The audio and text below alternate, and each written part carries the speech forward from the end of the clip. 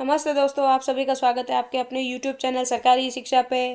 तो चलिए सरकारी शिक्षा के साथ करते हैं पांचवी बोर्ड की शानदार तैयारी। जैसा कि आपको पता है, मैंने पिछली बार पांचवी बोर्ड इंग्लिश के लिए 16 नंबर कैसे आप पक्के कर सकते हैं उसके बारे में बताया था। आज हम बात करने वाले हैं MCQs की। भाग 1, भाग 2, भाग 3 में आने वाले MCQs की। MCQs का मतलब होता है मल्टीपल चॉइस क्वेश्चन, जिसको आप आम भाषा में अबसद वाले प्रश्न बोलते हैं। मैंने क्या किया है, आपके भाग तीनों में से भाग 1, भाग 2, भाग 3 जितने भी चैप्टर है उसके अंदर जो जो MCQs आए हैं वो मैंने एक ही वीडियो में ले लिए हैं, एक ही फाइल में डाल दिए हैं। और मैं आपको बताना चाहती हूँ, ये जो MCQs है ये एटलीस्ट आपके स्टार्टिंग में ही आ जाते हैं, 5 से 6 या 10 तक भी आ जाते हैं। मोस्टली इनका नंबर वेटेज 5 से 10 नंबर का रहता है। एक से दो बार आप ये वीडियो देख लेंगे तो इनके जो आंसर आपके दिमाग में फिट हो जाएंगे। तो चलिए स्टार्ट करते हैं MCQs। तो सबसे पहले चैप्टर 1 जो कि है आपका वी शैल ओवरकम से। तो ये है वो MCQs। पहला प्रश्न कह रहा है, according to the poet what make us free. Then answer is truth. Answer is D, truth. क्या हमें फ्री बनाता है? हमें फ्री बनाता है सच। What does hand in hand means in the song. क्या मतलब है हैंड इन हैंड का? तो हैंड इन हैंड का मतलब है यूनाइटेडली, एकता के साथ। ठीक है। फिर अब हम बात कर लेते हैं प्रश्न नंबर 3 की, जो चैप्टर 1 में आपसे पूछा गया है। चैप्टर 1 का तीसरा प्रश्न है, what does deep in my heart. What does deep in my heart mean. Deep in my heart का मतलब क्या होता है? तो answer is B, what I strongly feel. What I strongly feel. तो ये तो हो गए आपके 3 चैप्टर 1 के। अब बात करते हैं चैप्टर 4 के। चैप्टर 2, चैप्टर 3 में कोई भी आपके MCQs नहीं है, तो डरने की जरूरत नहीं है।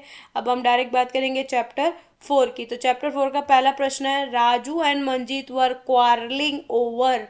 राजू और मंजीत किस पे झगड़ा कर रहे थे? क्वारलिंग का मतलब झगड़ा करना। तो वो पेपर के टुकड़ों के ऊपर झगड़ा कर रहे थे। कुछ याद आया आपको चैप्टर? तो answer is bits of paper.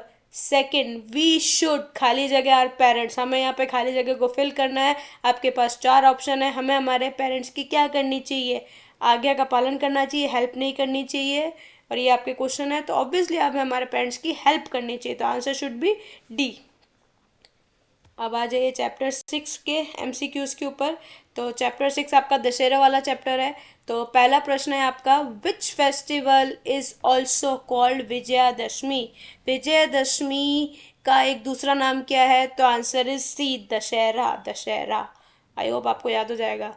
Dussehra is the festival of victory of good. Victory of evil मत कर देना। दशहरा किसका फेस्टिवल है? विक्ट्री ऑफ गुड, जीत। जीत का, अच्छाई पर जीत, अच्छाई पर जीत का फेस्टिवल है। अच्छाई पर जीत का फेस्टिवल है, ये है दशहरा। तो आई होप ये आपके क्लियर हो गए होंगे। अब हम चलते हैं चैप्टर 7 के क्वेश्चन आंसर पे।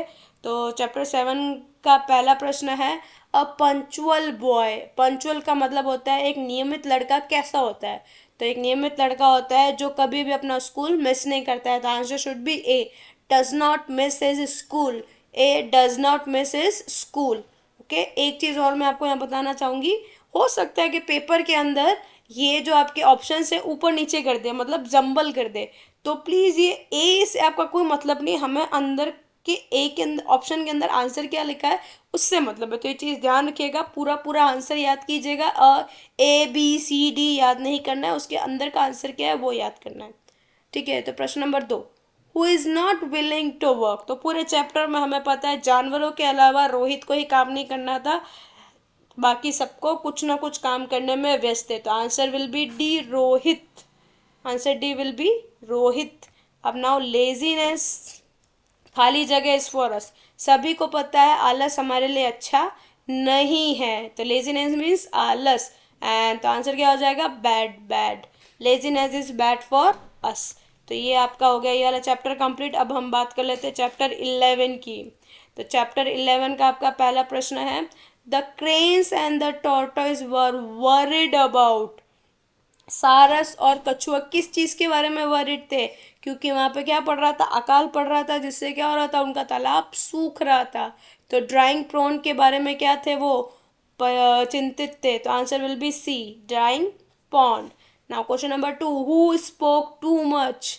कौन चैटर बॉक्स की तरह बात करता रहता था? टॉर्टोइस, कछुआ। The answer will be C, tortoise.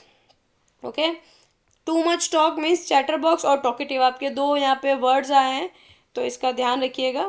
Chatter box का मतलब होता है person who talks a lot, talkative का भी सेम ही अर्थ होता है। नाउ चैप्टर, ये आपका चैप्टर 12 है, चित्तौड़गढ़ वाला, ग्लिम्स ऑफ चित्तौड़गढ़। ये आपका चैप्टर 12 है, मैं लिखना भूल गई हूँ, या आप लिख लीजिएगा, ये चैप्टर है आपका 12। ठीक है, तो पहला प्रश्न है, how many gates are there reach inside the Chittorgarh? Chittorgarh fort के अंदर जाने के लिए आपके पास कितने गेट है? तो आंसर इज 7, 7, 7, 7। दिमाग में बैठा लीजिए। अब now question number 2, who build the Vijay Stambh? Rana Kumbha is the build the Vijay Stambh. The answer should be B, answer should be B. अब चलते हैं हम आगे वाले चैप्टर की तरफ। आगे वाला चैप्टर 15, मैं माफ़ी चाहूँगी, चैप्टर 15 पहले ऊपर आ गया, इससे पहले चैप्टर 14 आता है, रानी वो आपका कालीबाई, कालीबाई वाला। तो ये कालीबाई वाले पहले कर लेते हैं, चैप्टर 14। तो फर्स्ट प्रश्न है इसका, the Prince and the British were in favour of? तो वहाँ के राजा और जो ब्रिटिश लोग थे वो किसके फेवर में थे? तो वो स्कूल बंद करने के फेवर में थे, the closing the school.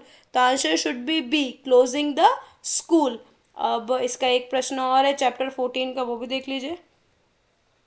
Kalibai saved, Kalibai ने किसको बचाया? अपने गुरु को बचाया था, अपने टीचर को बचाया था। The answer should be Sengabai, answer should be Sengabai, सेंगाबाई।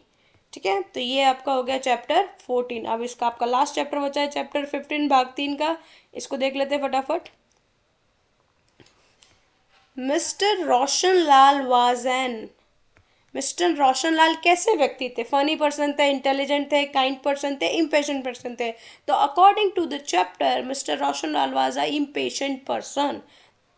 तो क्या आएगा? Answer D, impatient person. God given instruments are, God ने जो हमें इंस्ट्रूमेंट्स दिए, क्या दिए? कार्ड्स दिए? नहीं।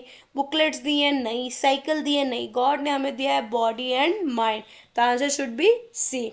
तो ये हो गए आपके भाग 1, भाग 2, भाग 3 के सारे एमसीक्यूज। आई होप आपने पढ़े होंगे और आपको याद भी हो गए होंगे। अगर आपको याद नहीं हुए तो प्लीज़ 1 से 2 बार वीडियो देखिएगा, आपको ये सारे आंसर याद हो जाएंगे। ठीक है, तो ये तो हो गए आपके एमसीक्यूज। ये अगर आप एक बार वीडियो देख लोगे तो आपके 5 से 6 नंबर पक्के। अब हम नेक्स्ट सेशन में ट्रू फॉल्स की बात करेंगे और उससे नेक्स्ट सेशन में फिल इन द ब्लैंक्स की बात करेंगे। फिर धीरे धीरे हम जो आपके प्रश्न उत्तर आते हैं, क्वेश्चन आंसर, उसके ऊपर भी फोकस करेंगे। तो बने रहिए मेरे साथ। अगर आपको किसी भी तरह की समस्या हो तो प्लीज़ कमेंट बॉक्स में लिख के मुझसे ज़रूर पूछिए। ऑल द बेस्ट बच्चों, क्योंकि सबसे छोटे बच्चे आप ही हो, और करें तैयारी जीत की सरकारी शिक्षा के साथ।